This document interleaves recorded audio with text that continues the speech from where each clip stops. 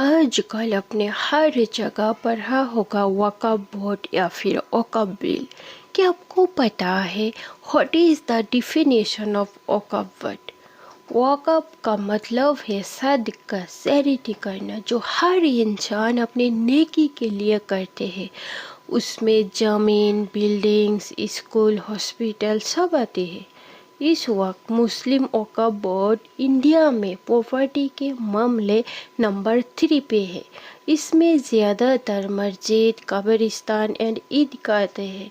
पहले वक्फ के प्रॉपर्टी कोई भी दे सकते थे, फिर वो नॉन मुस्लिम ही क्यों ना हो, बट अब गवर्नमेंट चाहते हैं कि सिर्फ मुस्लिम वक्फ बोर्ड के लिए प्रॉपर्टी दे सकते हैं।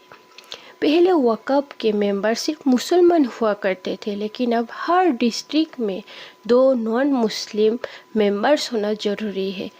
मतलब नॉन मुस्लिम प्रॉपर्टी दे नहीं सकते, मगर वक्फ के मेंबर बन सकते हैं।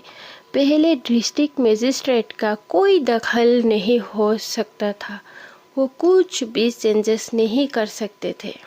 अब अगर डिस्ट्रिक्ट मजिस्ट्रेट को लगे कि ये वक्फ की प्रॉपर्टी नहीं है, तो वो वक्फ की प्रॉपर्टी कैंसिल कर सकती है। पहले सदका देने वाले प्रॉपर्टी में पेपर्स कहाँ होते थे? कहाँ से लाएंगे पक्का पेपर्स?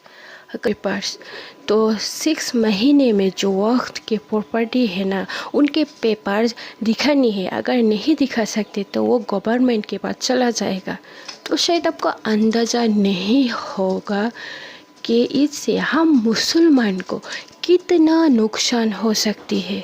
सो मेरी रिक्वेस्ट है कि आप इस वीडियो को पूरी देखें और हाँ, ये याद रखें कि ये सब ना मुद्दा इसलिए उठाया जा रहा है ताकि आपका ध्यान देश में डीजल कैसे सस्ता हो, पेट्रोल कैसे सस्ता हो, इस पे नहीं है। आपका ध्यान तो देश भर में झगड़ा कराने, आपका ध्यान अपने दोस्त अडानी को हजारों करोड़ का मुनाफा पहुंचाने में है। तेल से इस देश की जनता का तेल निकाल दिया आपने, इतना महंगा पेट्रोल डीजल बेचा। करप्शन पे तो बोलने लग जाऊंगा तो अडानी को तो लेकर बैठे हुए।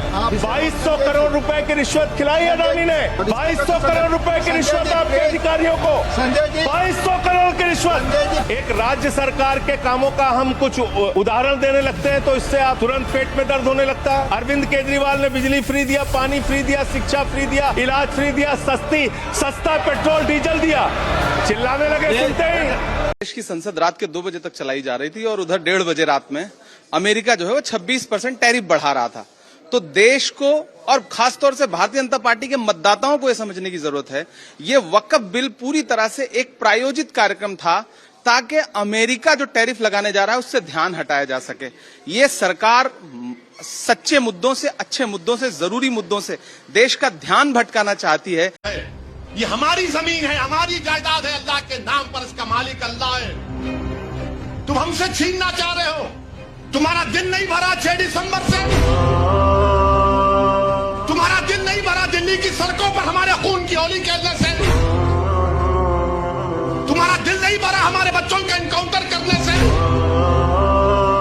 तुम्हारा दिल नहीं भरा बुलडोजरों से हमारे घरों को तोड़ने से, तुम्हारा दिल नहीं भरा हमारे बच्चों के सरों से हिजाब खींचने से, तुम्हारा दिल नहीं भरा हमको इस मुल्क की शरीयत खत्म करने का कानून बनाया। अब तुम हमको, हमारे वजूद को मिटाना चाहते हो। खुदा की कसम अपने वजूद को मिटने नहीं देंगे इंशाअल्लाह ताला। तो मैं गांधी की तरह इस कानून को फाड़ता हूं। ये अनकॉन्स्टिट्यूशनल है सर। इस देश में झगड़े पैदा करने का काम बीजेपी करना चाहती है मस्जिद और मंदिर के नाम पर। इसीलिए मैं इसका कंडेम करता हूं और मैं आपसे गुजारिश करता हूं कि मैंने अपने 10 अमेंडमेंट दी है, आप इसको कबूल करिए सर। मुझे बोलने का मौका दीजिए और उसमें डिवीजन का मैं डिमांड भी करूंगा। Thank you sir. शेरवा, we are so proud of you. हम दिल से आपको सलाम करते हैं। आपने जो किया सही किया sir. As a Indian Muslim we reject Waqf bill. Don't stay silent dear Muslim, please don't stay silent. Raise your voice against the Waqf bill. आपस में ना यूनिटी कायम करे, सब्र रखे, क्योंकि इन्नल्लाह मसाविरीन। अगर वक्त बिल आया है ना तो ये जाकर भी रहेगा इंशाअल्लाह। मैं भी कभी नहीं रहूंगा इस दुनिया में, मैं चले जाऊंगा, मगर तुमको अल्लाह उसके रसूल का वास्ता दे रहा हूं, तुम मंजलिस को मजबूत करना, तुम मंजलिस से वाबस्ता रहना। ये हमारी दौलत है, ये आपका है, ये आपकी दौलत है जो आपके आबो अजदाद ने, हमारे असलाफ ने खून पसीने से इसको जिंदा रखा। भारत की कोने कोने में चले जाओ, कोई सियासी आवाज गरीब और मजलूमों की नहीं है। सब यही बोलते कि काश हमारे पास मंजलिस होती, मगर मंजलिस यहां पर आई तो बड़ी कुर्बानियों का सफर करके आई है। डरो मत, अल्लाह हमारे साथ है। जालिम जुल्म करेगा, मगर जालिम का जुल्म खत्म होगा। नौजवानों, जब फिरौन नहीं रहा, जब नमरूद नहीं रहा, जब यजीद नहीं रहा, तो ये वक्त के नमरूद और फिरौन और यजीद क्या रहेंगे? सब जाएंगे एक दिन। रहेगा नाम तो सिर्फ अल्लाह का नाम रहेगा। As a Indian Muslim we reject Waqf will.